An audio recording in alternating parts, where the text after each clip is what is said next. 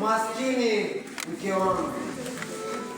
Kumbe ugonjwa huu sasa mwaka baada ya mwaka umemla bila huruma. Awali niliona kama mchezo, kumbe kauli yake imesimama. Laiti ningejua jana ningeishi tofauti. Silesi zetu za maisha tungezile zilivyokuja kwa furaha. Siku hazijani wala jana haitarudi.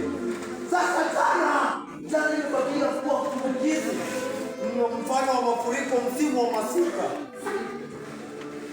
Lakini si kwa bahati nzuri bado sisi tupo. Si bado sisi tupo. Sasa naweza kuiachia dunia tabasamu yake iwe silesi kwenye vizazi vijavyo na watu wenye nia njema. Lakini siwezi kuendelea kuishi hivi. Siwezi kuendelea kuishi hivi. Lazima nitafute mkondo mpya wa maisha. Yani pombe wewe. Yani kwa muda mrefu umenichezea kama mwana sesere. Yani umeninyima fursa ya kuelewa familia yangu. Yani siwezi kuendelea kuishi hivi.